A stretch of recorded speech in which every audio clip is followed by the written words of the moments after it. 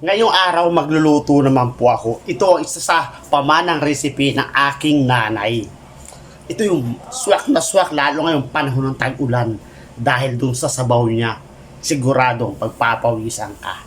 Ngayon, alam nyo kung ano lutuin ko. Walang iba kundi ang recipe ng aking nanay. Simula noon hanggang ngayon paborito ko. Walang iba. Hulaan nyo kung ano.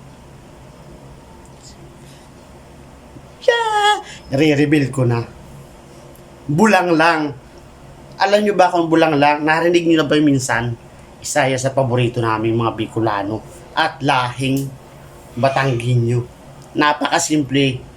Gulay, pritong isda, or tuyo. Simulan na po natin. Let's go! Ganito po ako magluto ng bulang lang. Alam nyo ang ginagawa kong sabaw or stock. Walang iba kundi hugas bigas. Ngayon, lalagyan po natin siya ng luya. Ilagyan na po natin kamatis. At hayaan po natin siyang kumulo. Ngayon, nagkukuloan na. Ilagyan na po natin ang mga gulay. Tulad ng okra, sitaw,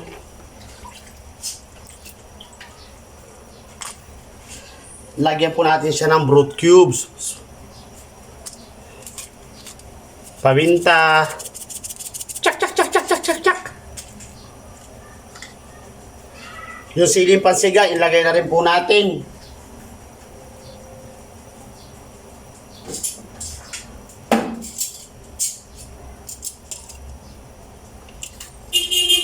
Yung isda, pwede rin po natin ilagay, pinirito.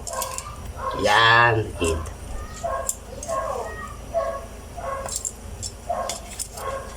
Tama na yan, wag kasyan. O, diba? Oh. Yung kasya lang ilagay natin. Ha? Gawin natin 4. Ngayon, ilagay na po natin ibang gulay. Ayan. Sari-saring gulay lang ho yan. At ang pinakahuli, walang iba, kundi ang malunggay. Next. Cheese. Silencio. At dagdagan po natin ng paminta. Pwede na yan. Let's try it. Ngayon, subukan na natin ang aking pinagmamalaking bulang lang. Let's try it. Woo! The best.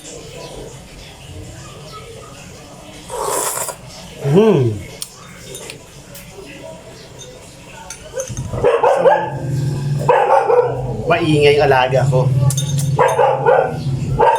Che, silencio.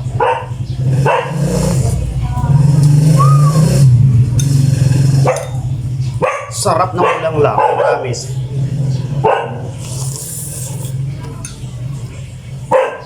Murang-mura na, healthy pa.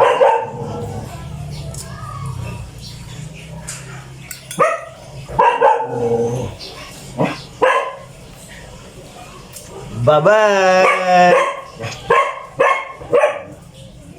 Thank you for watching!